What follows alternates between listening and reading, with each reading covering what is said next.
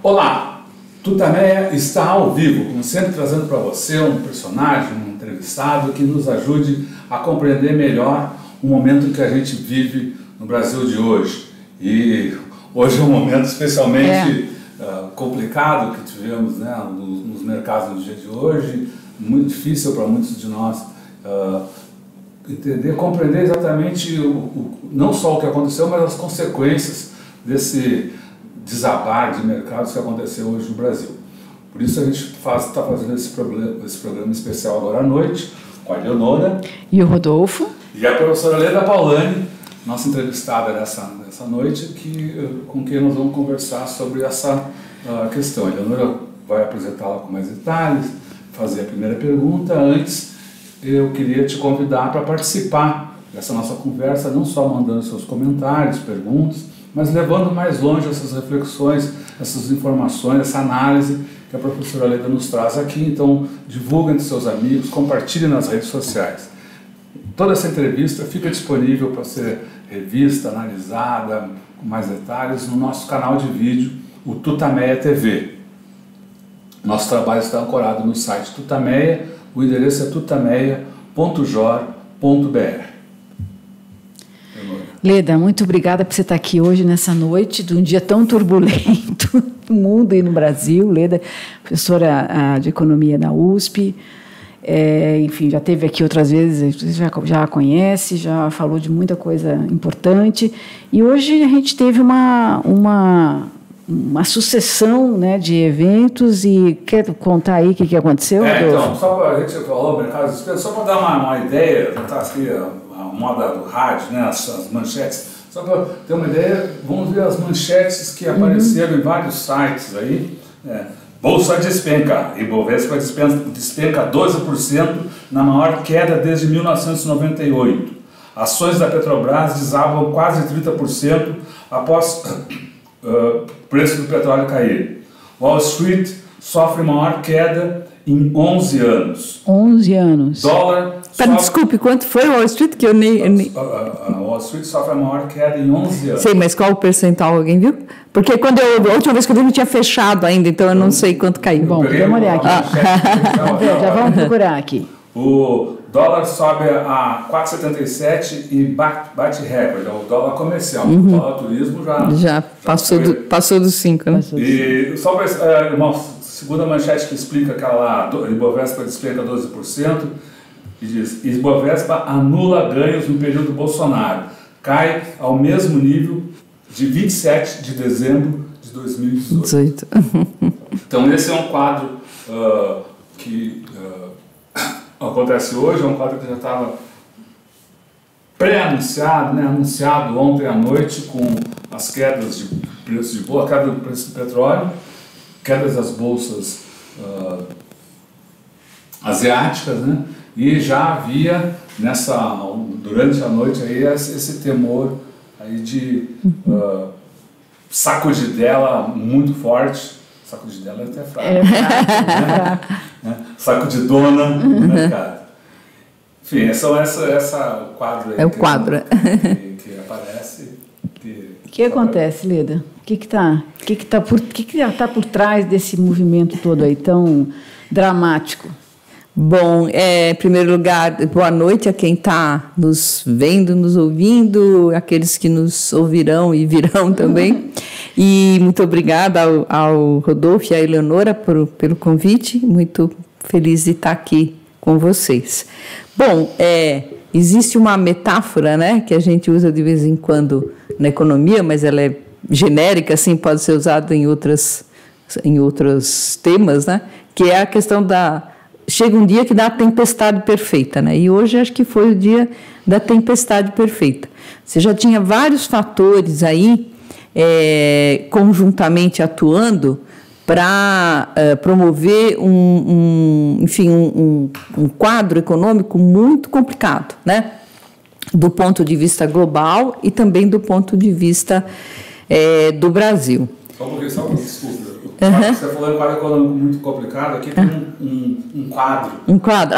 Esse é o das bolsas, né? Bolsas do mundo inteiro. Já tem a dos Estados Unidos aí, não? Wall Street, 7%. 7%, imagina. Depois de ter sim, Dow Jones ou Nasdaq? As duas? Vê se você consegue mostrar aqui. Isso aqui é um quadro que o UOL está mostrando, com bolsas.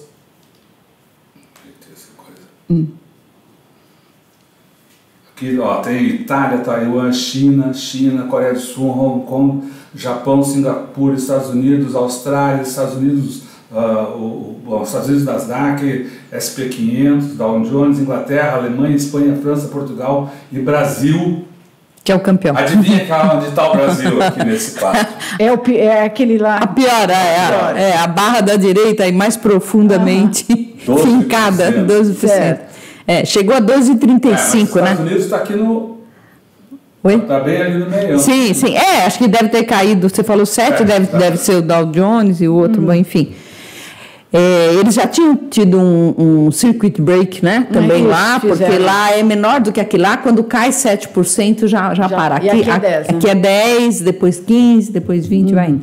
Mas bem, eu estava falando então da tempestade perfeita, né? Então a gente já tinha muitos elementos atuando aí.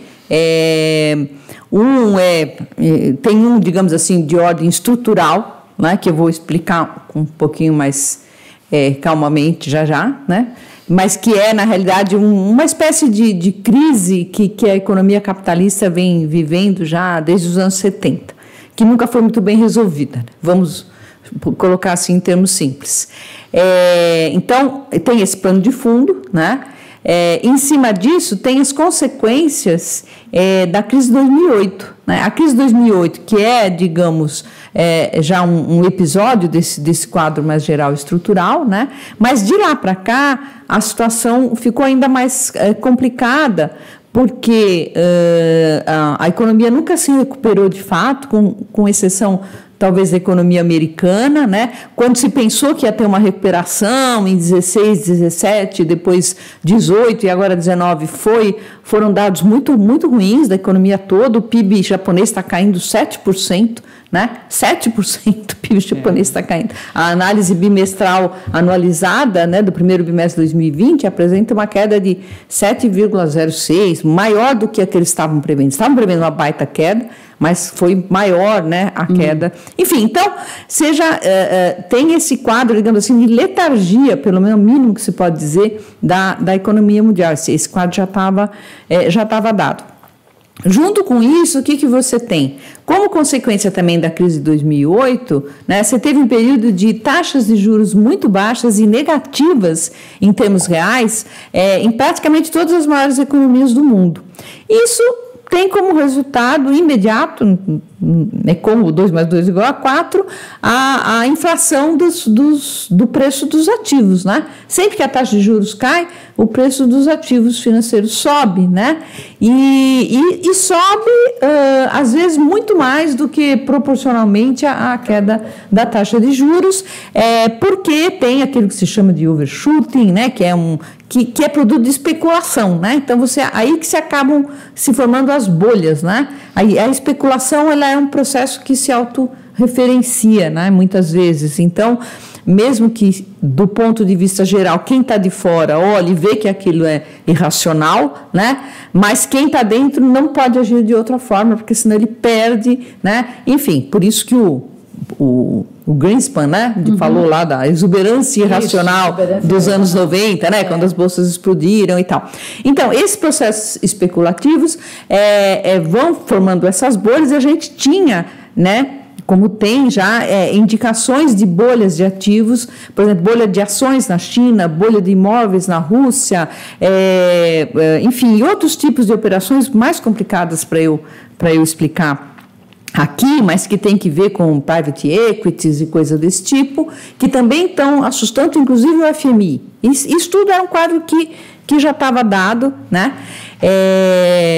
Então, agora, além de bolhas, além da economia letárgica, né, a gente teve aí essa história do coronavírus, né? O coronavírus, que alguém disse que era a gota d'água para a crise mundial, parece que não, né? A gota d'água veio hoje aí com essa repercussão da queda dos preços do petróleo. Então, o coronavírus, qual é o problema do coronavírus? Além do problema humano, evidentemente, enfim, dificuldade aí de conter e tudo mais, é que, como ele é um vírus que a letalidade dele é moderada, mas ele é altamente contagioso, né? Uma das poucas formas de barrar é você evitar o contágio. E evitar o contágio implica você evitar aglomerações, o que implica você parar, estancar uma série de atividades que correntemente ocorrem, né, e que geram valor adicionado, que geram renda, que geram produto, né? Então, você tem, por exemplo, fábricas fechadas na China, né? Na Itália, você tem Milão está sob quarentena, Veneza está sob quarentena, os eventos esportivos todos adiados, o turismo caindo uma barbaridade em todos esses lugares, né? Então, você tem uma quebra geral aí de produção de valor e de produto que vai ter um impacto, mesmo que resolvesse o coronavírus amanhã, que não vai acontecer, você já teria um impacto muito forte no PIB mundial, porque todas essas economias sofreriam muito, né?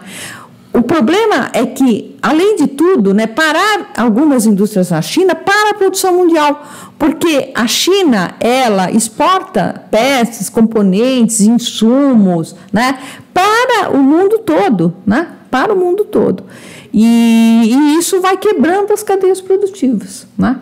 Então o que você tem? Você tem um cenário onde você tem um problema de demanda agregada geral, que é isso que explica essa letargia, né, geral da economia mundial, que está associado com aumento da desigualdade distributiva também, né?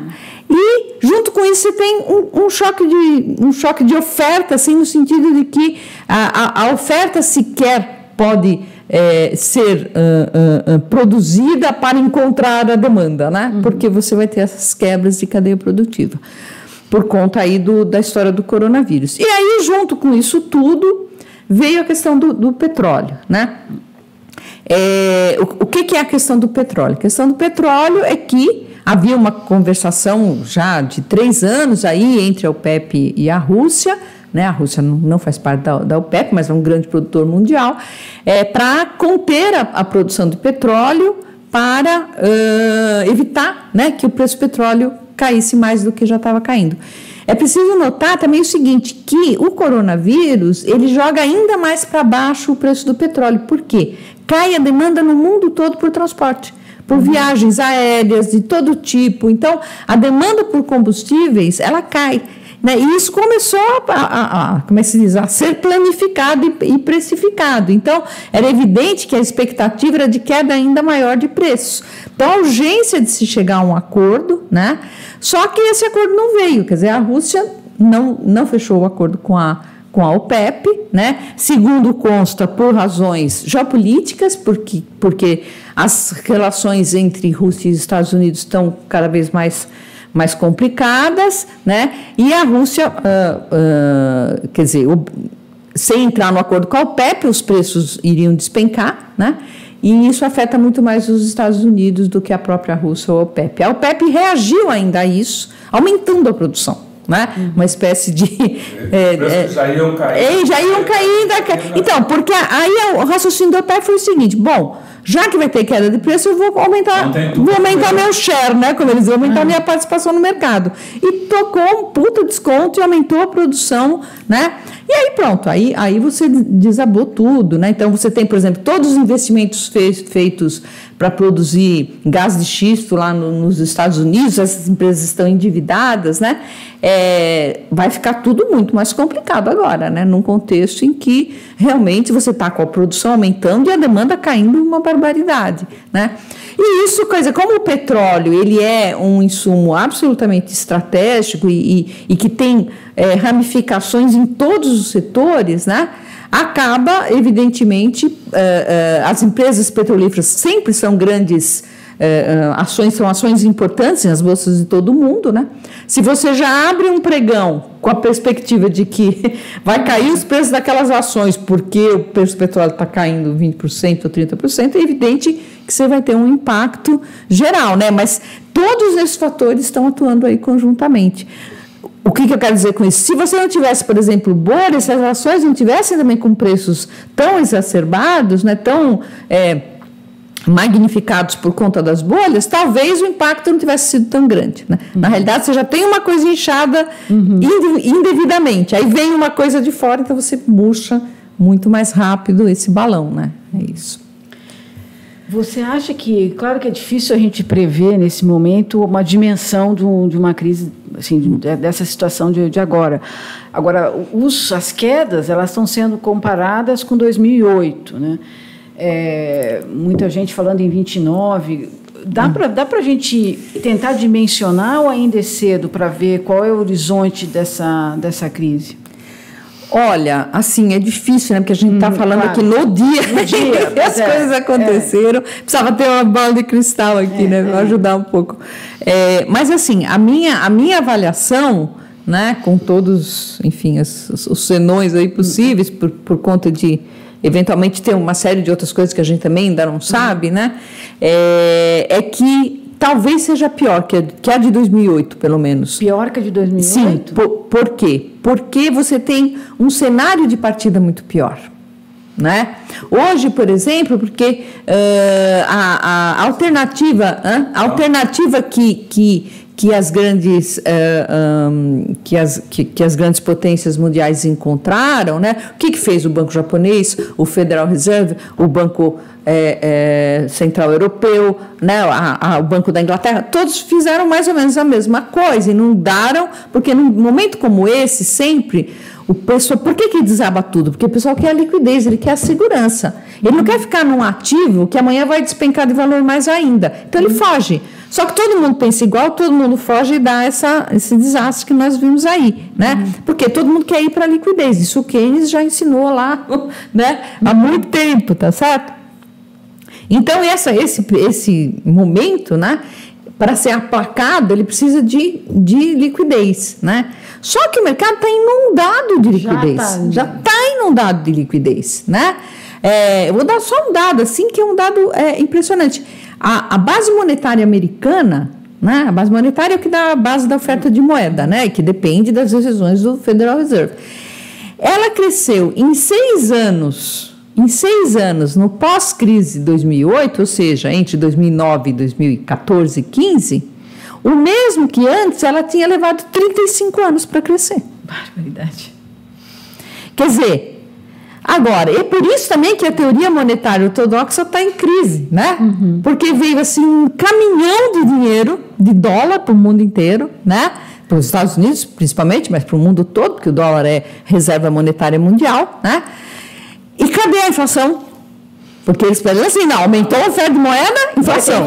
Oferta de moeda, inflação. Nada. É óbvio, porque isso fica tudo empossado no mundo da riqueza financeira. Então, será que... E é isso, quer dizer, eles tentaram sair dessa armadilha que no Brasil ficou conhecida aí com esse nome em inglês mesmo, quantitative easing, né? Que é essa política, e que implica também essas taxas de juros super baixas, né?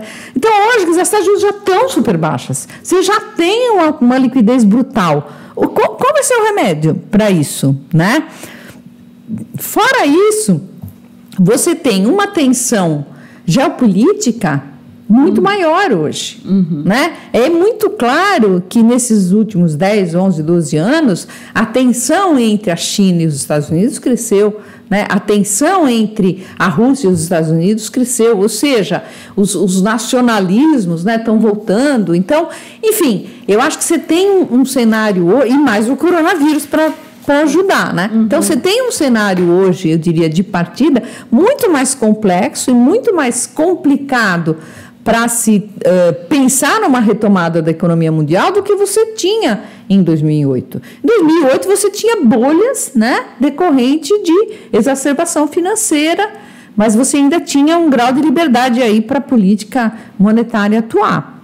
Hoje, eu acho que esse espaço ele é bem menor. né? Então, eu penso que, não sei, quer dizer, como é que as coisas vão acontecer. O meu filho hoje me perguntou: mãe, e se amanhã o Putin acorda de bom humor e resolve fazer o acordo com os sheiks, né? O que acontece? Bom, seguramente as ações dessas empresas vão reverter e tal. Então, um pouco desse barulho de hoje pode ser reduzido, né? Mas todos esses outros fatores vão continuar aí, né?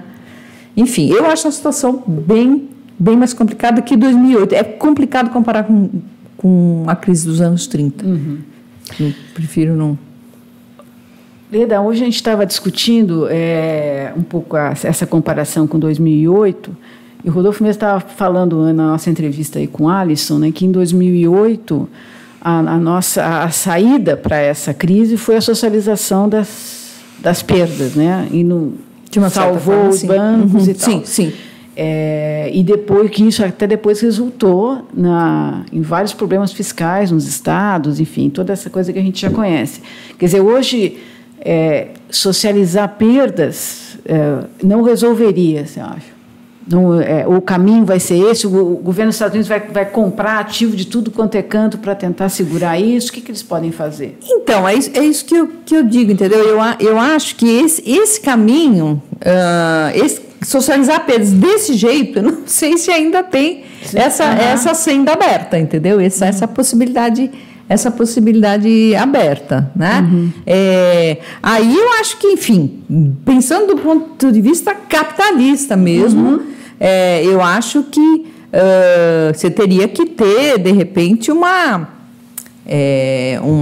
retomada geral de política fiscal agressiva mesmo, né? Quer dizer, de gasto dos estados, né? Só que com essa coisa do coronavírus, isso também fica complicado, porque aí você tem uma limitação de outra natureza, né? Então, a China, mesmo que a China quisesse dar um pau na economia, jogar a economia para cima de novo, e aí? O que faz? Como é que faz com esse coronavírus, entendeu? Então, por isso que eu digo, o cenário é muito complicado mesmo, né?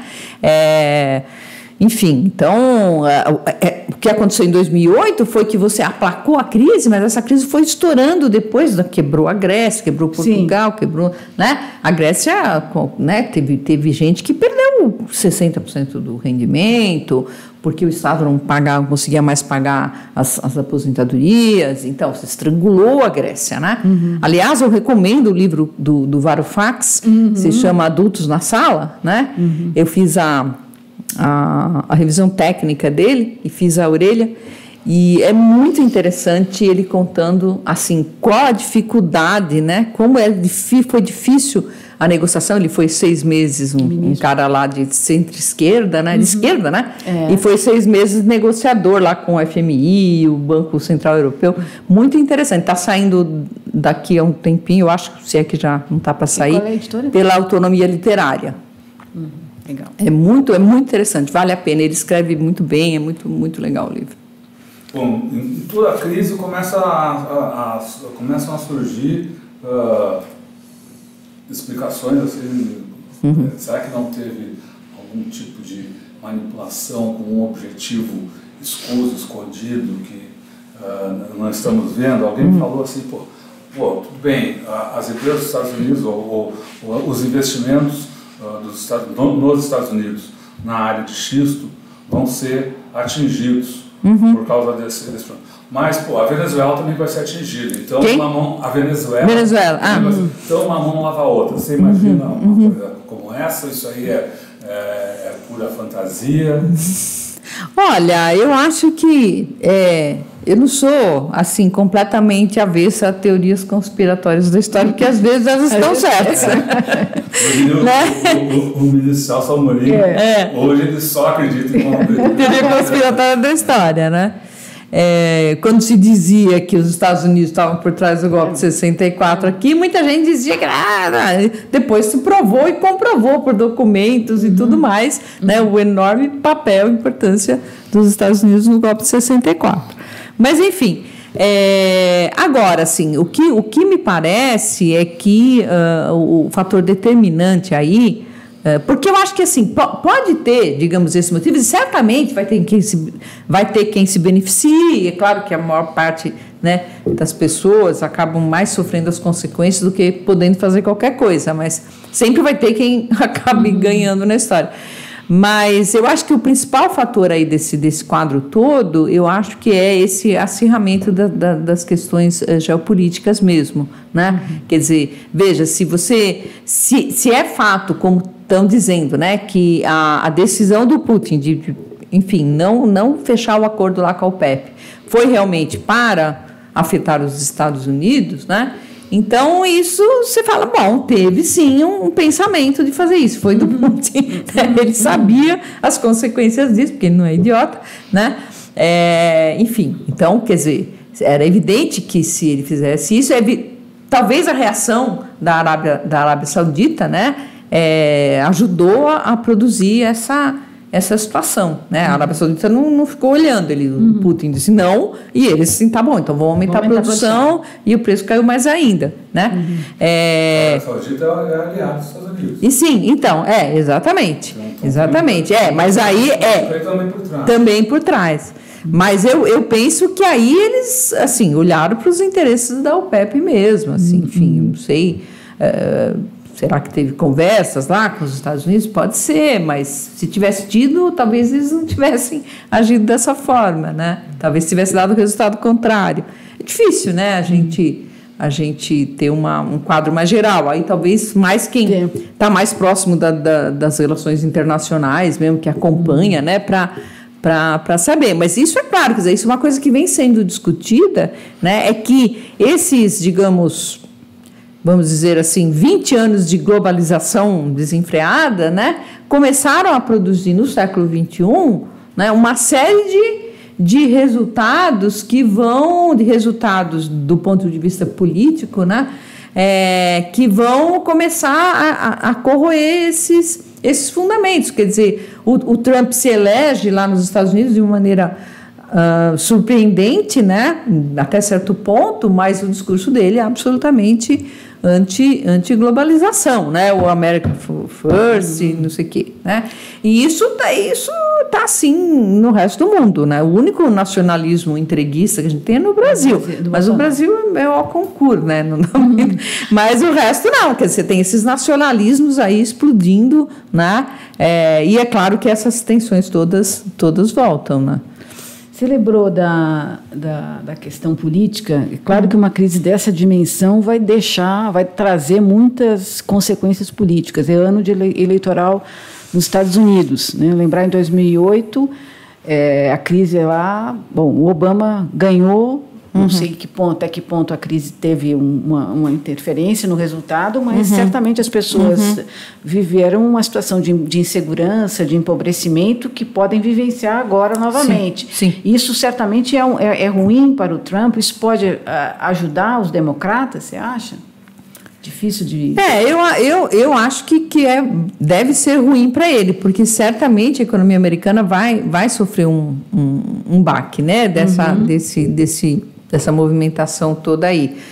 Porque já estava, quer dizer, você já estava com... Então, tem os dados, né, que a gente estava até conversando, as exportações chinesas, né, a previsão de que elas caiam... Aliás, não minto, no primeiro bimestre elas já caíram 17% em relação ao mesmo período do ano anterior. Então, quer dizer, cair 17% das exportações chinesas dá uma ideia de como devem estar complicadas as cadeias produtivas mundo afora, porque a China não exporta só panela, né? E roupa e tal. Ela exporta componentes e peças e insumos, né, para as indústrias do mundo todo, né? Então, isso dá uma dimensão de como a produção em si, e portanto o produto, e portanto a renda, e etc., né, emprego e tudo mais, ficaria complicada já nesse ano, né? Então, quer dizer, esse fator aí do coronavírus já era uma ameaça grande lá à própria economia americana, né, que era, digamos assim, a economia que ainda estava crescendo um pouco, o desemprego baixo, né, em relação ao resto do mundo, estava bem, o que era favorável para o Trump, né? Mas agora, só com o coronavírus já a coisa ficou muito complicada. Agora, com mais este fator, né? Aí eu acho que a coisa pode se complicar mais, né? E você ter realmente e isso pode ser uma coisa assim muito a curto prazo, por conta dessas paradas mesmo de quebra de cadeia produtiva, né? Ou seja, alguma coisa que pode dar impacto neste ano ainda e pode complicar a vida dele, né? A gente estaria feliz se o Bernie Sanders estivesse ganhando como é o nome do Joe Biden. Do Joe Biden, mas não, infelizmente acho que não. Isso pode acirrar também, né? Entre os democratas pode tornar a coisa mais, a disputa mais acirrada, mais violenta. Sim, isso também é verdade. Vejam que pode haver mais chance de uma vitória da oposição lá. Sim, sem dúvida. Bom, estava falando de consequências políticas, vamos lembrar do nosso querido Brasil, né? Isso. Como fica o Brasil, antes de falar de consequências, como fica o Brasil em todo esse imbróglio econômico, esse balanço geral dos mercados no mundo? Bom, a gente já deu também uns índices aí, falando do que aconteceu no mercado brasileiro, nas bolsas de dólar. No Brasil, bom, o Brasil nesse cenário geral de quedas em geral, aí o Brasil está sempre no pior lugar, né? A moeda brasileira é a moeda que mais se desvalorizou, porque as moedas, com esse aumento da incerteza geral por conta da questão geopolítica e depois coronavírus e tal, você está tendo enfim, um movimento geral de desvalorização das moedas dos países menos desenvolvidos, mas principalmente dos emergentes, que são os que contam, né? E a maior desvalorização foi a da moeda brasileira, né? A maior desvalorização. Por conta, quer dizer, e não é à toa isso, é porque as contas externas brasileiras, elas estão ficando muito ruins, né? Já desde 2016 para cá, né? Estava comentando com a Eleonora antes da gente começar aqui, você está tendo uma mudança no padrão das contas externas brasileiras em relação ao que elas vinham apresentando, né? O Brasil conseguiu acumular essas reservas todas que tem aí, mais de 300 bilhões, né? Porque teve um período favorável lá do boom das commodities e tudo mais, mas também um período de muita expectativa positiva com relação ao Brasil e que entrou muito recurso. E é lógico, bom, isso, claro, junto com a política aí de juro elevado e tudo mais, que foi, enfim, eu critico muito, né? Mas a verdade é que você tinha uma entrada muito grande de recursos externos no Brasil. E de 2016 para diante, né? 16, 17, 18, 19, isso começa a cair, né?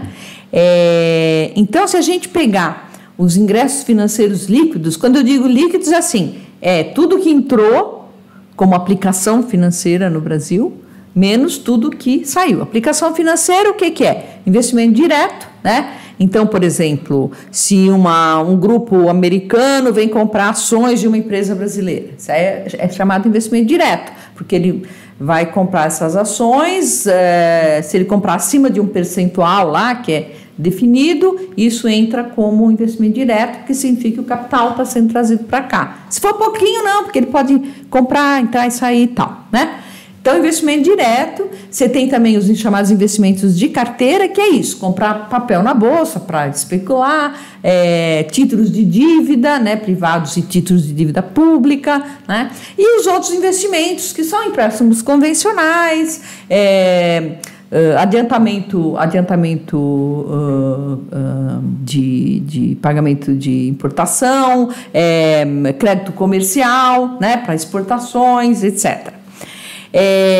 Então, esse conjunto aí é que é o responsável pela entrada de dólares na conta financeira, assim como ela é assim chamada no balanço de pagamentos. Muito bem. Ao mesmo tempo que tem essas entradas, também tem as saídas, né? Ou seja, assim como tem investimentos diretos feitos no Brasil, também tem brasileiros residentes que fazem investimentos diretos no exterior. Assim como tem estrangeiros que vêm aplicar nas bolsas, porque as ações estão baratas ou porque alguma ação está com preço barato, ele vai especular, não importa qual a razão. Também tem riqueza brasileira, né? Riqueza financeira brasileira aplicadas em bolsas que saem para aplicar em bolsas no exterior. E assim por diante. Então, o que importa do ponto de vista macroeconômico, né, é o líquido disso. É o que entra menos o que sai. Muito bem. Então, se a gente pegar os investimentos financeiros líquidos, né, dos últimos 4 anos, tirar a média deles e comparar com aquilo que entrava líquido também, essa mesma média feita, então, dos investimentos financeiros líquidos no período 2009-2015, essa primeira média não chega a 30% dessa média anterior. Então, isso revela uma mudança de padrão nas contas externas brasileiras, né? Ou seja, a gente está ficando numa situação mais vulnerável, né, do que antes.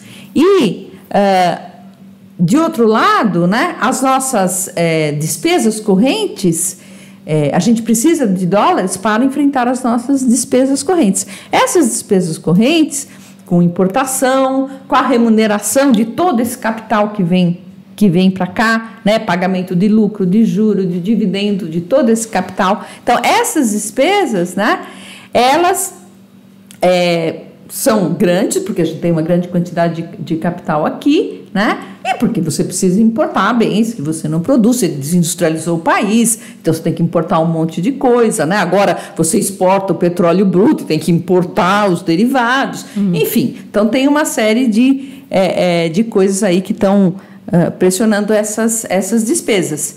E a gente tem a receita das exportações, né?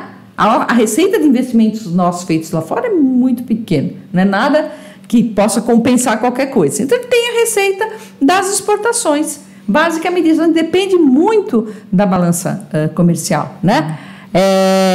E nesse cenário de incerteza, a nossa situação fica muito mais complicada, porque se está afetando as exportações da China, está afetando as exportações do mundo todo, né? A China é nosso grande parceiro. Só no petróleo, a China ela vai ter uma queda prevista de importação de petróleo na economia chinesa esse ano de 20%.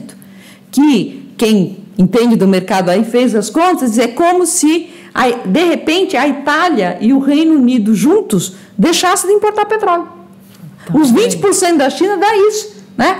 Então, veja, como é que as nossas exportações vão dar um puta salto, né, para compensar todo esse problema. Então, a nossa situação já é muito complicada, já era muito complicada, né? E nós não temos sinal, não tem componente da demanda agregada para erguer essa economia, né? A única coisa que resolveria aqui, e aqui agora também baixou os juros e não resolve muito, né? Termos reais ainda é alto, mas de qualquer maneira é uma taxa muito baixa e não teve nenhum impacto como é que se diz, expressivo sobre o comportamento do produto ano passado, né? Cresceu 1,1%. Então, quer dizer, a gente está numa situação já muito difícil, né? E esse cenário aí agora de coronavírus, junto com a queda dos preços do petróleo, vai nos afetar diretamente, porque somos exportadores de petróleo. Vide que as ações da Petrobras caíram 30%. Hoje na Bolsa, né? Por isso a Bolsa brasileira caiu 12%, né? Que aí junta as duas coisas, a questão da nossa moeda muito frágil, né? A que mais se desvaloriza, junto com a Petrobras, que já estava variada aí por conta da Lava Jato e tudo mais, né? E agora com essa confusão internacional com o petróleo, né? Como você avalia num quadro desse o Municipal Guedes dizer que está sereno? Sereno. Bom, eu acho que se eu não entendesse absolutamente nada de economia, eu também estaria serena, né? Então, vamos lá aqui também. Tá bom. Entendeu? Assim, porque senão é impossível, ninguém pode estar sereno, né? Com um quadro desse. Se você entender minimamente, né, o que está se passando, você não vai ficar sereno. Mas sendo o ministro da economia do país, então, nem se diga, né? Mas ele também não se afetou com nada desde que sentou naquela cadeira. Ele está lá para fazer as reformas ultraliberais e acabou. A resposta que ele deu, a melhor resposta para a crise é fazer as reformas. Bom, enfim, esse conto da carochinha já estamos escutando há algumas décadas, exatamente, né? Então, enfim, é uma piada, né? É uma piada, desse jeito. Falar que ele está sereno. Realmente. Já falaram que tirando a Dilma melhora, falaram que fazendo a reforma da trabalhista melhorar, sempre assim. Da Previdência melhora, a situação continua. O teto dos gastos, a reforma trabalhista, a Previdência, foi tirar a Dilma, foi tudo isso. E até agora nada se viu, né? Nada se viu de. 1,1%. O PIB, exatamente, 1,1%. Quer dizer, você está dizendo que no fronte externo essa crise está partindo de um patamar mais complicado de 2008. E no fronte externo, no fronte interno, a gente também está mais vulnerável do que a gente estava em 2008. Porque em 2008 tem a famosa frase do Lula da Marolinha, de qualquer forma a gente passou aquela crise mais ou menos, sobrevivemos mais ou menos bem até, pelo tamanho da crise. Sim. Hoje a gente não tem o mesmo pensamento sobre a crise, não tem os mesmos instrumentos. Quer dizer, qual é a margem de manobra que tem o Brasil numa situação tão grave como essa? Então, o triste é isso, né? Que você vê que a gente vai ficando com menos margem de manobra, porque as reservas estão indo, né? Os investimentos estão saindo, foram 44 bilhões que saíram dos investimentos em carteira o ano passado no Brasil, né? E aí, bom, enfim, chega uma hora, hoje, por exemplo, o Banco Central vendeu 3 bilhões de dólares no spot, né? No à vista, no físico, porque você tem demanda, aí não é uma questão de especulação, né? Você tem um problema que está faltando dólar, porque está todo mundo querendo sair, né? Então, é evidente que num ambiente como esse, ainda que a gente tenha um colchão razoável de reservas, né, de divisas, vai estreitando a sua margem de manobra, né? Mas eu acho que no caso do Brasil ainda tem um fator pior, que é o que eles estão destruindo as instituições todas, né? Eles estão destruindo os instrumentos, o BNDES, tá certo? Quer dizer, você tem tudo aquilo que foi construído ao longo de décadas aí e que deu, digamos, algumas possibilidades de manejo da política econômica e de um projeto nacional e tal para o país, está sendo destruído. Então, quer dizer, a situação internacional piorando, né? As nossas reservas se esvaindo porque a situação internacional está piorando. E a gente destruindo as nossas instituições, os nossos recursos naturais, né? Quer dizer, eu estava falando da dificuldade do Brasil de ter um aumento, por exemplo, brutal de exportações e compensar tudo isso, né? A posição do Brasil na questão do meio ambiente vem afastando, inclusive, muitos compradores de produtos brasileiros e investimentos, vem afastando. Porque é evidente, quer dizer, esse é um outro limite que é de outra natureza, mas que ele é potentíssimo, né? Ele é um limite que ele, sim, se não forem resolvidas determinadas questões, a gente sabe que nossa civilização está fadada, né, a colapsar, não tem como, né? E aí você tem um governo em que o pessoal acha que essa questão é conspiração marxista, aí fica difícil, né? Fica difícil. O Brasil tinha painéis em Davos, né? Davos não é o Fórum Social Mundial, né? Vamos combinar. Davos é onde se encontra a riqueza mundial, o produto mundial está lá, né? Teve painéis lá para discutir a questão da Amazônia que o Brasil simplesmente estava ausente.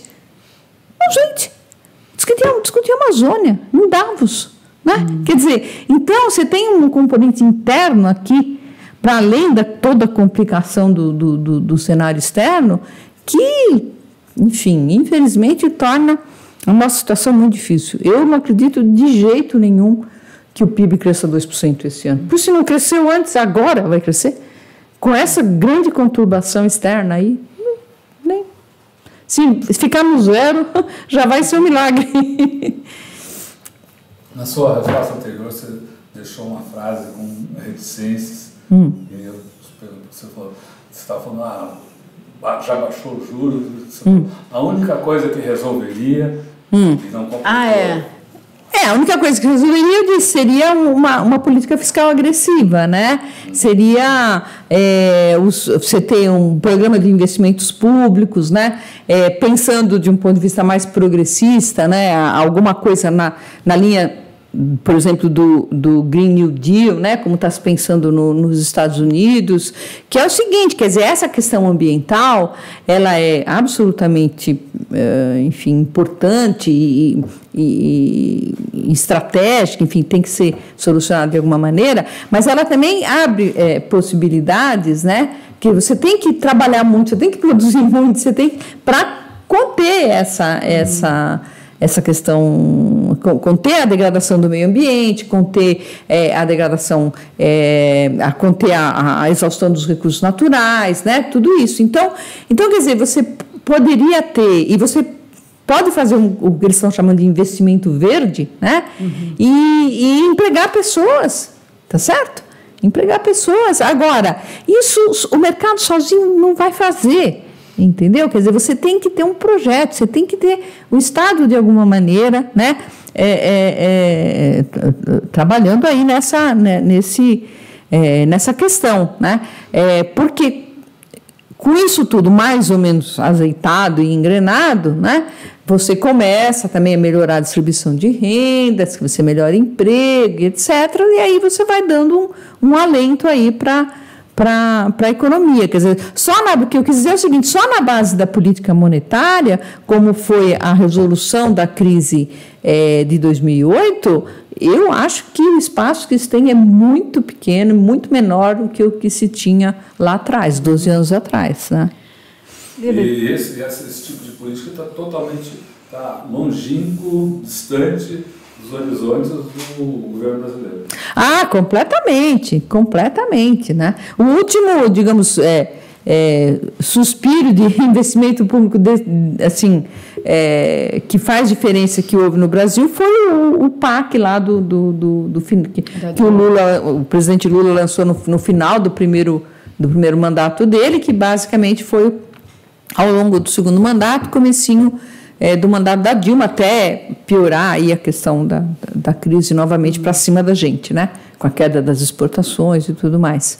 E é isso, quer dizer, o PAC foi um programa que até muito menos ambicioso do que programas que os militares fizeram. Por exemplo, o segundo PND, em termos que foi um programa do governo Geisel para enfrentar a crise do petróleo, né? Que era uma crise ao contrário, né? Crise de elevação de preço do petróleo, e que nos estrangulou aqui do ponto de vista das contas externas, mas ele foi um programa de magnitude infinitamente maior do que o PAC, né? Mas o PAC fez diferença. Aquelas taxas de crescimento que a gente teve no segundo mandato do governo Lula, com exceção de 2009, né, que sofreu todo o impacto da crise, foram em boa parte, decorrentes do efeito multiplicador dos investimentos públicos do PAC, né? E depois de lá para cá, nada. Né? E com esse governo, com essa coisa, com esse liberalismo absolutamente aloprado, né, completamente, enfim, de achar que bom se não existisse o Estado, né? Eu estava até pensando, né, essa coisa das criptomoedas, né? É um assunto que também está por aí, né? As moedas virtuais e tal, né? Acho que o mundo das moedas virtuais é o paraíso, é o Éden dos neoliberais, né? Sabe por quê? É uma moeda que não precisa de Estado, né? Porque como é que você faz a moeda sem Estado? Não dá, né? Mas com essas moedas dá. Só que aí, enfim, aí quer dizer, é o paraíso deles e é o inferno da humanidade, né? O caos é barbárie. Exatamente. E o cara do Bitcoin se estrumbicou também, né? Sim, e as pessoas tiveram perdas, né? Quem entrou... não. Agora, para falar dessas perdas, quer dizer, a gente, nos últimos... desde que a queda de juros se acentuou, né, a gente viu que os bancos todos recomendaram para os seus investidores, para quem tem aplicação financeira, para arrumar, olha, o juros está muito baixo, você tem que investir em bolsa. Houve um movimento muito claro, né, incentivando os investidores a arrumar para a bolsa. Imagino que está todo mundo apavorado com o que está acontecendo. Isso provavelmente vai ter um efeito político, né? Porque vai ter gente que vai ficar muito apavorada, que vai perder a sua poupança, né? Enquanto a gente está vendo as aplicações, os brasileiros, mesmo hoje tem uma notinha até do Nelson de Sá, na Folha, dizendo que os investidores, que os brasileiros estão cada vez mais levando a sua poupança para fora. Sim. Enquanto quem está aqui está jogado na como é que você vê esse movimento de aplicação, das aplicações que tiveram essa mudança nos últimos meses e o impacto político disso? Então, olha, quando eu estava falando dos investimentos financeiros líquidos, é justamente disso que eu estou falando. Não adianta você dizer que entrou 78,5 bilhões de dólares de investimento direto, mas, em primeiro lugar, você tem que contar o que saiu, né? Para ter o líquido disso. Em segundo lugar, que não é só esse investimento financeiro que existe. Esse investimento em carteira, que perdeu muito, né? Que saiu muito, muito mais do que entrou, né? E existe o investimento, os outros tipos de investimento. Aí, no agregado, é que só não dá os 78,5 bilhões de jeito nenhum, dá os 27 bilhões que eu falei. São os dados do ano passado, né? Então, quer dizer, qual é a perspectiva desse novo, entre aspas, né, que já estava aí meio, mas enfim, com esses novos elementos funestos aí do cenário internacional, quais são as perspectivas, né, para o Brasil? Do ponto de vista das contas externas, é uma piora, mas não tem dúvida disso, né? Uma piora, quer dizer, vai ser mais difícil exportar, vai ter muito mais incentivo para tirar recurso do país e botar lá fora, vai ter muito menos incentivo para entrar recurso aqui, né? Porque todo mundo vai querer fugir para algo seguro, etc., né? E então não vai aplicar, mesmo que as ações estejam um preço muito baixo, não vai aplicar aqui nas ações numa bolsa de um país emergente, etc., etc. E com a insegurança institucional que esse governo produz, porque esse governo sozinho, ele é produtor de incerteza num nível assim que nunca existiu no país, eu penso, né? Então junta-se tudo isso, né? Acho que agora, você me pergunta quais seriam as consequências políticas disso, né? Então, olha, é uma coisa muito difícil hoje a gente fazer previsão política no Brasil. Eu errei todas as minhas, então eu sou uma boa referência. Porque eu penso, veja, porque eu acho assim, a gente enfim, que estuda e tal, a gente consegue raciocinar, raciocínio, razão, coisa racional, mas tem elementos que escapam disso e que são absolutamente imprevisíveis. Então, o que você pensa? Você pensa, bom, lógico, se a economia piorar muito, o Bolsonaro vai ficar numa situação cada vez mais insustentável. Já tem vários motivos, por exemplo, para fazer impeachment dele, se quisesse, né? Essa coisa dele chamar as manifestações aí contra o Congresso e o STF, é crime de responsabilidade, claro, não tem nenhuma dúvida disso. Quer dizer, se não se chama é porque se julga que não há condição política de fazer o impeachment dele, ou porque os interesses também, né, não estão para esse lado.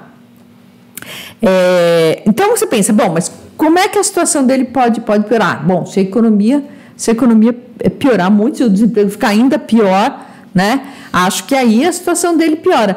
Eu nem disso tenho certeza mais, entendeu? Porque eu acho que hoje a gente vive num mundo, primeiro que assim, com essa coisa das redes sociais, né, você tem um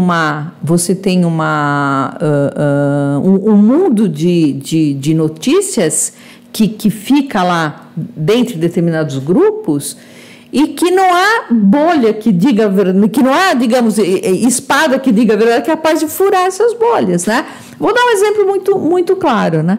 O ex-presidente Lula, recentemente, recebeu lá o título de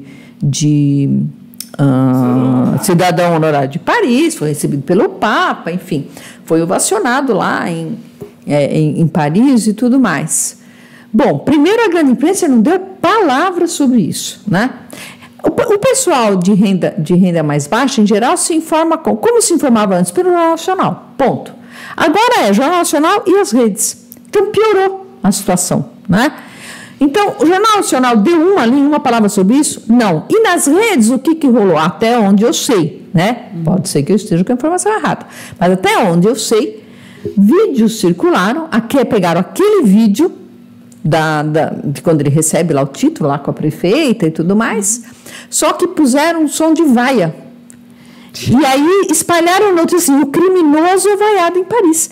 E isso espalha aos milhões. Então, o que quer dizer, eu sinceramente, eu não sei o que fazer com uma coisa dessa. O que você faz com uma coisa dessa, né?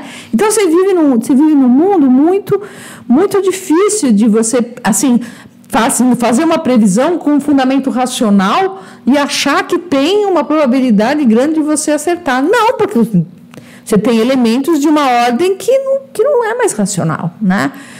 Então, assim, quer dizer, se a economia pioram as chances para o Bolsonaro, quer dizer, ele fica mais fácil. Eu tendo a achar que sim, mas sei lá, entendeu? Não sei o que vai rolar nesses mundos de notícias dos grupos fechados, né? Que, enfim. E quão pior pode ficar? Quer dizer, a gente está com 11 milhões de desempregados, 6 milhões de desalentados, 5 milhões tanto de desalentados, e no mercado, no mercado de trabalho, 40% de uberizados, né? Sim. Precários, precários. Quão pior pode ficar? Eu acho que, como diz o outro, sempre tem um, né, como é que é? Encavar o fundo do poço. Alguém falou, tinha um alçapão no fundo do poço, né? Alguma coisa assim. Ou tinha um porão no fundo do poço, alguma coisa desse tipo. Acho que, infelizmente, pode piorar ainda muito mais, né? Eu acho que, com tudo isso que já foi destruído de direitos, com a reforma trabalhista, com previdência, com tudo isso, né? Esse quadro, junto com uma tendência que você junta desemprego com as novas tecnologias, né? E você parte para essa coisa que já está se chamando de uberização da força de trabalho, que não é só o Uber propriamente, mas que é um modelo, né? É um formato em que você não tem... Você tem a França, por exemplo, agora decidiram lá que o cara do Uber é sim empregado, ou seja, vai colocar encargos e responsabilidades nas costas da Uber, que é uma gigante. Califórnia também. Então, enfim, alguma coisa vai acontecendo, mas e não é só o Uber, né? Na realidade, você tem várias dessas coisas. E é de fato um modelo, quer dizer, um modelo, essa coisa de home office, essa coisa de você trabalha quando você quer, você é empreendedor, tudo isso junto, né? Cria um cenário, enfim, uma situação em que as pessoas trabalham como loucas, muito mais do que trabalhavam antes, têm muito menos direitos, né? E ainda muitas vezes se acham mais livres, se acham menos, né? Então, enfim, é muito complicado. Agora, num país como o Brasil, que já tem um nível de desigualdade, de pobreza muito, muito grande, né? Eu acho que o aumento... Bom, se a gente pegar por São Paulo, você vê que aumentou 60%, né? Os moradores de rua de 2015, acho que para cá, né? Os 5 últimos anos. E realmente você sente só de andar pela rua assim, mas aqui não tinha gente dormindo, aí de repente tem, né? Começa a ter. Então, quer dizer, lógico que você vai criando essas situações mesmo, né? Eu acho que vamos voltar para uma plataforma, se é que já não voltamos, a miséria absoluta que tinha caído muito, né? Principalmente no governo Dilma, acho que ela tende a voltar forte, no Nordeste principalmente, os estados mais prejudicados com o corte da Bolsa Família foram os estados nordestinos, que tem o grosso em termos numéricos das famílias beneficiadas, né? Como é que você faz? Né? Essas regiões que... Tem muitas regiões no interior de alguns estados nordestinos que floresceram ali com o Bolsa Família, né? Porque você vai criando uma economia local, você vai incentivando, vai criando emprego, gera mais renda, enfim. Esse é um padrão normal da economia capitalista, economia de mercado, né? E agora, de repente, você some com essa renda, né? Muito complicado. E parece que o colchão que foi construído a partir da Constituição de 88, com seguro-desemprego, depois teve a Bolsa Família, e mesmo a aposentadoria. A gente construiu nessas últimas décadas um colchão que, mal ou bem, Sim. nesse período de crise, seguraram um pouco. E isso tudo está sendo desmanchado. Quer dizer, muita gente diz que a coisa não explodiu na sociedade de uma maneira mais forte, como aconteceu no final da ditadura militar, que houve uma explosão social mesmo, e, enfim, te lembra aqui das manifestações, tentativa de entrar, os saques, tudo aquilo, né, hoje não acontece, né, pelo menos naquela dimensão, porque ainda existe um resto de colchão. Esse resto de colchão está sendo queimado. Né? Queimado, total. Isso pode ter também reflexos de... Pode ter, né? Eu sempre acho assim que o povo brasileiro é muito cordato demais, é muito, muito bonzinho, né? Veja o que está acontecendo no Chile, né? O Chile sumiu da grande imprensa nacional, mas a coisa lá o pau está comendo lá continuamente, né? Eu vi uns vídeos ali das manifestações ontem, do 8. Nossa, uma coisa inacreditável. 1 milhão de pessoas. 1 milhão de pessoas, né? Então, quer dizer, ali eles estão forçando a barra para ter uma Constituição, etc, né? E aqui, com tudo isso que o governo Bolsonaro está fazendo, infelizmente, você não tem isso, né? Você tem...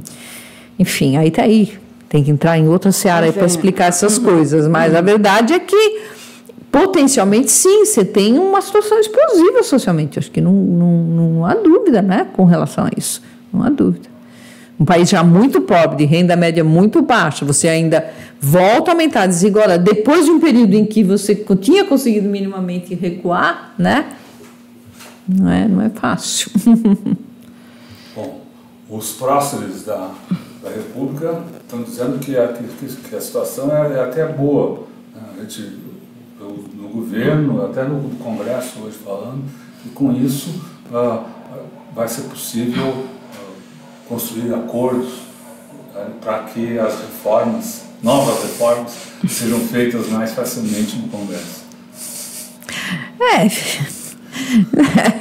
Eu tenho vontade de rir, assim, entendeu? Porque para achar que isso fosse alguma boa notícia, primeiro eu teria que concordar que as reformas vão ter algum impacto no comportamento da economia, que eu acho que concordo zero com essa proposição, zero. Essas reformas pelo contrário, né? Quer dizer, essas reformas, elas tendem a produzir uma situação de letargia permanente. Não tem o que fazer, né?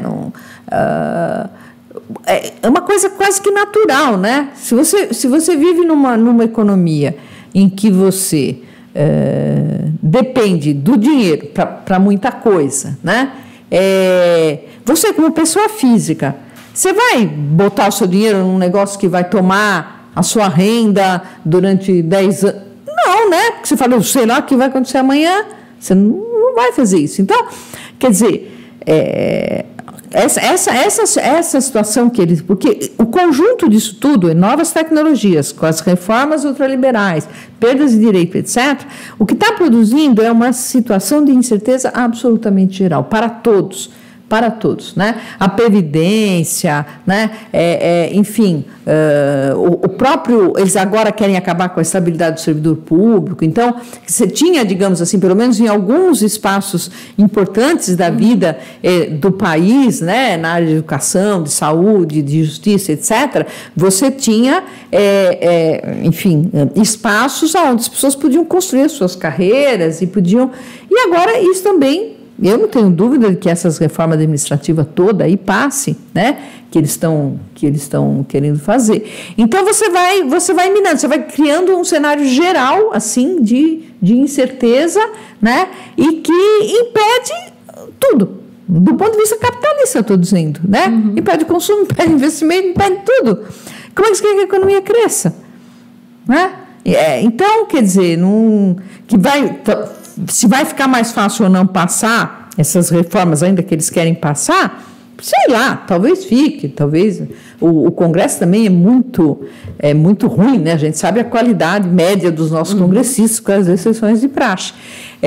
Pode ser que fique mais fácil, mas para a economia isso não vai ter impacto nenhum, né? Zero. Como não teve a PEC dos gastos, como não teve a reforma trabalhista, como não teve a reforma da terceirização, né? Nada disso. A reforma da Previdência. Não, pelo contrário, até diminuiu, a gente está sempre vendo aqui as possibilidades de consumo, de dinamização da economia são minadas. Exato.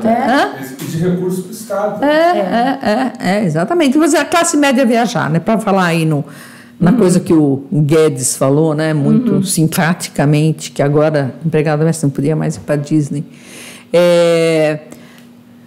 Olha, se você não nasceu em berço de ouro, se depende do seu trabalho, você pode até planejar uma viagem, certo? Você compra lá uma passagem à prestação, você guarda um dinheirinho e tal, e vai indo e tal. Mas se você tiver um mínimo de segurança e um mínimo de perspectiva de que aquela situação que você vive naquele momento não vai se alterar bruscamente, né? Senão você não vai fazer isso, porque você fala, eu não vou viajar hoje se amanhã eu não sei se vou ter dinheiro para comer, ou para pagar o aluguel, ou para pagar a escola do filho, ou a faculdade do filho, sei lá, né? Então, é meio óbvio isso, tá certo? Então, esse cenário de incerteza geral, porque assim, o Keynes, por exemplo, né, o economista John Maynard Keynes, que fala muito da incerteza, mas ele falou muito pensando nos investimentos, né? Então, ninguém investe num setor produtivo qualquer se a incerteza está muito grande, muito forte. Mas vale também para o consumo, vale também para a coisa mais chão, entendeu? Mais do dia a dia mesmo, da vida cotidiana. Você não vai trocar a geladeira se você está ameaçado de perder o emprego. Ou de que, sei lá, o que aconteça com o seu pequeno comércio, né? Enfim, então é uma coisa que essas reformas todas ultraliberais, no fundo, elas vão ampliando o que a gente chama de o espaço da mercadoria de uma maneira que inviabiliza a próprio espaço da mercadoria. Ele é contraditório, né, no fundo, esse ultraliberalismo, né? Entre essas reformas aí citadas pelo governo como panaceia de todos os males, uma que tem recebido destaque é a independência do Banco Central. Bem lembrado. Que provavelmente pode vir até a ser votado, ou começar a ser votado neste mês de março. Qual é a importância disso? Como você vê essa questão? Resolve alguma coisa? Olha, essa questão da independência do Banco Central, eu diria que ela é muito mais retórica do que qualquer outra coisa, né? Por quê? Porque, de fato, no Brasil, pelo menos, de fato, não de direito, mas de fato, o Banco Central já é independente há muito tempo. Eu me lembro, inúmeras vezes, de um vice-presidente da República e do próprio presidente da República, na época do governo Lula, ter reclamado das taxas de juros do Banco Central. Ora, mas quem indica o presidente do Banco Central não é o presidente da República? Tá certo? Você não está gostando da política de juros, você troca o presidente do Banco Central, né? Então, ou seja, você não tinha a independência do Banco Central ali ainda, né? Mas, de fato, tinha, porque se reclamava do Banco Central, e isso foi logo, o próprio Fernando Henrique reclama, como se o Banco Central fosse alguma coisa acima e além. Acima, exatamente, um poder acima de todos e que ninguém pode, né? Porque sempre é considerado isso como uma coisa exclusivamente técnica, que é a coisa mais, a mentira intelectual mais deslavada que possa existir, né? A condição de política monetária está muito longe de ser meramente técnica. É claro que tem elementos técnicos e é claro que em determinados momentos, se você puser um cara desastrado ali, ele pode fazer um desastre, óbvio, mas não é exclusivamente técnico, né? Você tem considerações políticas de toda a ordem ali, né? Então, eu diria o seguinte, no caso do Brasil, né, você ter a independência do Banco Central vai consagrar uma situação que, de fato, já existe, eu diria, desde o avanço do neoliberalismo no começo dos anos 90 no Brasil, né? Isso aí eu acho que não vai alterar nada, né, efetivamente, em relação ao que nós já temos, né? Porque com ou sem independência do Banco Central, a verdade é que o Banco Central agia como se fosse independente. Então, eu acho que não vai afetar muita coisa, não. Não, vai lá. Não, então, eu queria que você fizesse uma avaliação do que a gente poderia fazer, o que deveria estar na cabeça da oposição nesse momento. Qual é a margem de manobra da oposição que parece tão acanhada num momento tão dramático? O que dá para propor? Eu diria o seguinte, Eleonora, que a oposição no Brasil hoje, né, com as devidas, enfim, exceções aí do MST e do MTST, que são movimentos sociais importantíssimos na história brasileira, a nossa oposição hoje ela é meramente eleitoral, né? Ela é uma oposição de partido político e meramente eleitoral. Então, eu acho que esse calendário eleitoral domina, né, de tal forma a cabeça das pessoas que estão à frente desses partidos, enfim, dessa questão de eleição e tal, que, assim, tudo se passa como se esse fosse um governo normal, né? Não, é só um governo de direita. Não, não é. Desculpa, não é um governo de direita, né? É um governo de ultradireita e fascista, né? E com um ultraliberal aloprado no Ministério da Economia, né? E que está produzindo resultados que depois você não reverte quando, se eventualmente lá na frente você conseguir tirar esses caras do poder. Se é que as eleições ocorrem com tranquilidade, etc., que também ninguém tem certeza, né? O fim de semana aí foi bombardeado por notícias de que o Bolsonaro teria ido aos Estados Unidos acertar como é que se diz, uma pressão física sobre a Venezuela, e parece que assinou acordos militares lá mesmo, foi com o ministro da Defesa para lá, né? O partido que ele queria construir, né, não vai ser possível para esse ano. Ele nem se preocupou. Então esse cara não está preocupado com a eleição? É complicado, né? Um presidente que não está preocupado com a eleição que tem esse ano. Então, enfim, se cercou de militares. Hoje o Palácio Planalto é um quartel ali, né? Que só tem general. Mais do que quando tinha na ditadura. Né? Exatamente. Tem mais ministros militares do que em alguns anos da ditadura. Então você fala, bom, sei lá, nem se vai ter eleição, né? Quer dizer, então eu acho que a oposição, no Brasil, ela está absolutamente aquém do que seriam as necessidades do momento, entendeu? Para se pensar, né, em alguma coisa que... porque não é possível, quer dizer, com tanto sinal chegando tão perto desse presidente, dos filhos dele, de tudo. Quer dizer, a presidenta Dilma se inventou uma coisa lá que tem o menor sentido para tirá-la, né? E com esse presidente nada acontece. Parece que ele pode fazer o que quiser. Ele pode pisar em cima da Constituição, rasgar e fica tudo por isso mesmo. Não, vamos esperar que passa, vamos esperar que chegue a eleição. Eu fico muito, muito preocupada com isso, né? É evidente que a gente teria que ter uma compreensão mais geral de tudo, né, e tirar esse governo daí, enfim, evidentemente, e aí pensar em quanto é tempo, enquanto a gente ainda tem um colchão de reservas internacionais, em algum plano que não envolva destruir meio ambiente, ao contrário, né, para fazer a economia reerguer e voltar às políticas públicas, etc. Mas, enfim, vai ter um trabalho muito grande pela frente, mesmo que a gente conseguisse fazer tudo isso, porque a destruição que está se fazendo, né, da institucionalidade que se construiu pós-ditadura e principalmente pós-Constituição de 88, é muito grande essa destruição. Então, não vai ser nada fácil, né? Mesmo que a gente tivesse uma oposição, sabe, assim, organizada e bem conversada e bem entendida e todos de acordo e vamos fazer isso e aquilo outro. Enfim, eu estou muito pessimista, acho que deu para perceber, né?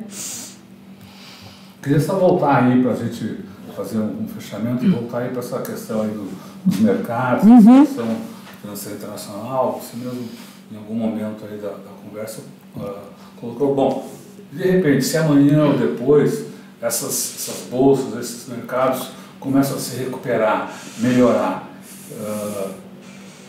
Isso pode acontecer, mas a situação de base continua a mesma. Como é que...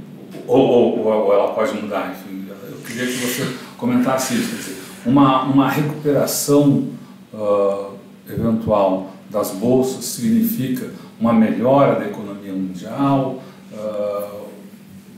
um afastamento das chances de crise, enfim. Olha, eu acho que a bolsa é meio assim como um termômetro, uma coisa, né? Então, quer dizer, lógico, se você tem uma melhora aí desses indicadores de bolsa e tal, bom, então é como se você diminuir um pouquinho os sintomas de alguma doença, você conseguiu mascarar lá um pouquinho, mas não quer dizer que você curou o paciente, né? A economia mundial, ela vive um problema que a gente chama, na economia política, de sobreacumulação, né? O que é sobreacumulação? Quer dizer, você tem mais capital, né, para valorizar produtivamente do que as condições que a economia tem de valorizar esses capitais. Então, você tem uma pletora, né, de capitais, é um termo que se usa, uma pletora de capitais. E quer dizer, isso começa a acontecer lá no final dos anos 60, começo dos anos 70. Os anos 70 são uma década muito, muito complicada, monetariamente, inclusive. Aí tem os choques do petróleo, depois tem o choque dos juros e tudo mais. E você tem algumas respostas a essa situação, né? Uma primeira resposta foi justamente esse levante neoliberal, né? Esse levante neoliberal foi Thatcher e Reagan, né? Com esses mantras de que o Estado usurpou o lugar do mercado, porque na realidade era uma revanche em relação ao que se chamou de os 30 anos gloriosos, né? Quando os Estados no mundo inteiro comandaram as suas economias, mesmo no mundo capitalista, né? Então você tem que reduzir esse papel do Estado e dar ao mercado o espaço que é dele, né? E daí as reformas todas e tal. Então teve isso, a própria financiarização, né, que se chama de financiarização da economia, foi também uma espécie de, não foi uma resposta, mas foi uma saída, né? Quer dizer, a riqueza começou a procurar alternativas financeiras de valorização, e isso fez com que a riqueza financeira começasse a crescer a uma velocidade muito maior do que a riqueza real, né? E aí a crise e a própria China, quer dizer, a entrada da China no mundo capitalista, ela foi um elemento muito importante.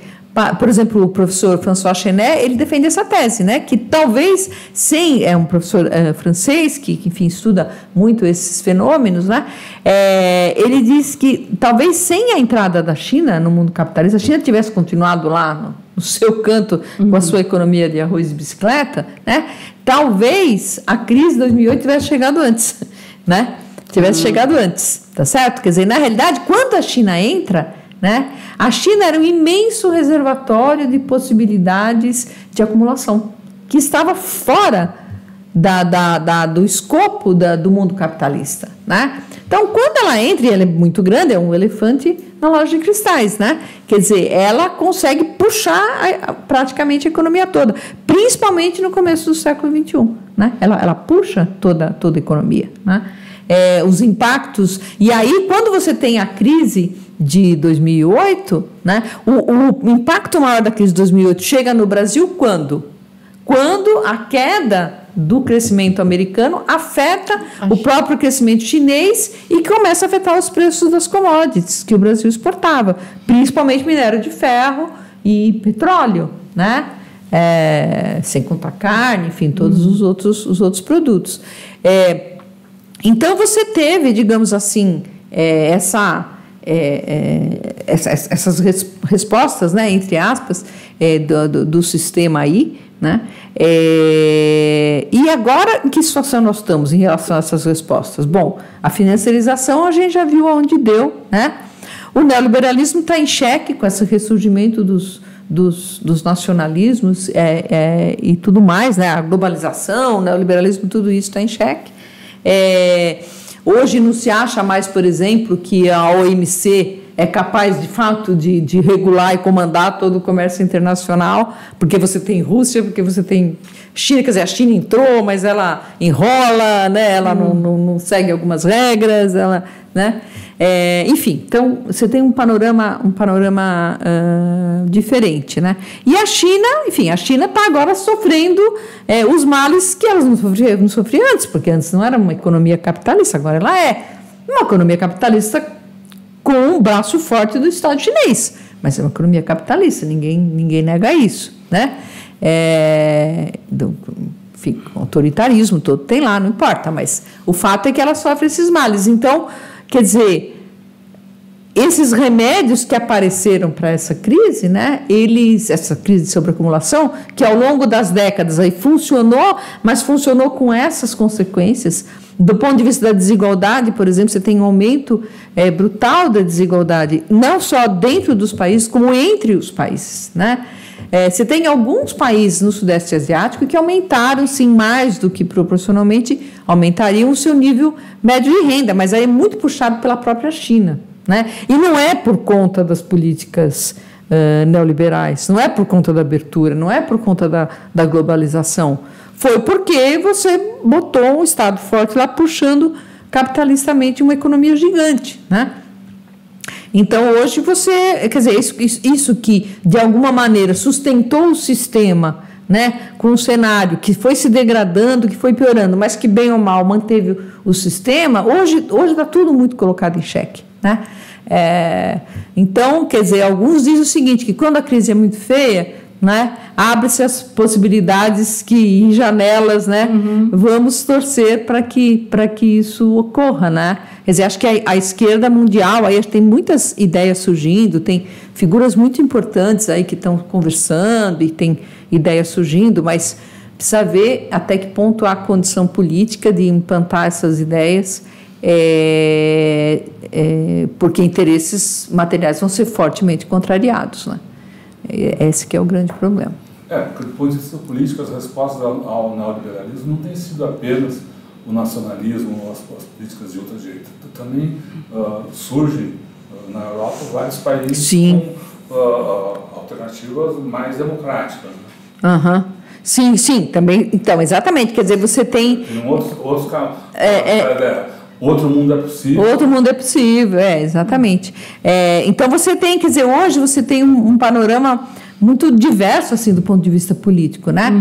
Tem uma coisa que assusta muito, que é essa emergência da extrema-direita e das xenofobias e tudo isso, do fascismo, né? Que também é resposta, de alguma maneira, a isso, né? Precisa revisitar aí o Calpolani, os caras que tentaram interpretar lá o que foi o fascismo e o nazismo alemão, né, lá nos anos, como a primeira metade do século XX, mas, de outro lado, também tem essas coisas que... Né, e tem relevantes, tem o Chile, mas o Chile é uma coisa surpreendente. Parecia assim, era a Meca, não era, dos liberais latino-americanos? Era o Chile. De repente, o Chile vira do avesso. Então, tem coisas que você fala, não, né, você tem... agora, você tem um cenário distópico muito, muito... assim, triste, assim, porque você junta catástrofe ambiental com catástrofe social, com catástrofe política e difícil, né? Mas a gente está na luta. Isso. Que senão não vive sem lutar.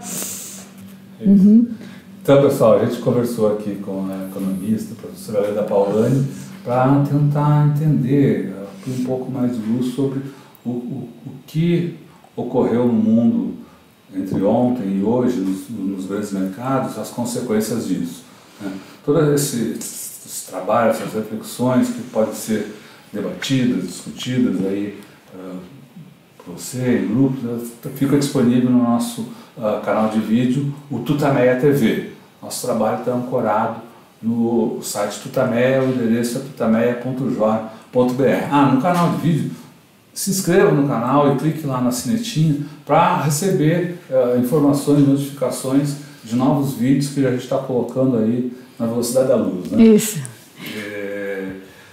Enfim. E antes de acabar... da gente fazer a nossa despedida, queria convidar a Leda nessa noite de um dia tão especial, dramático aí para turbulento, turbulento para a economia do mundo e para o Brasil. Sua mensagem aí para os internautas que nos acompanharam, tivemos uma pequena assembleia aqui, discutindo também entre eles aqui nos debates no Facebook. Então, a sua mensagem para quem nos vê na internet ao longo do tempo. Bom, em primeiro lugar, eu queria agradecer a Eleonora e o Rodolfo aqui mais uma vez pelo convite. Acho que a Tutameia é um canal, enfim, foi uma grande iniciativa aí, né, de um canal alternativo aí para essas reflexões mais demoradas, um pouco, que vocês fazem continuamente muito bem. Então, deixar meu agradecimento. Eu acho que a situação, dizer que a situação, estou muito pessimista, acho a situação muito, muito ruim, né, para o mundo e para o Brasil, mas, ao mesmo tempo, possibilidades também podem surgir e a gente não deve desistir nunca de lutar. Eu acho que é isso que a gente tem que ter em mente, né? Que a gente tem que... O sentido da vida é a gente lutar para que o mundo seja melhor, mais justo, com menos injustiça e menos barbarismos e menos discriminação, né? Acho que é isso. Leda, muito obrigada por ter vindo aqui nessa noite e agradecer o pessoal que nos acompanhou. E eu acho que é isso, né, Rodolfo? Isso aí. Tchau, pessoal.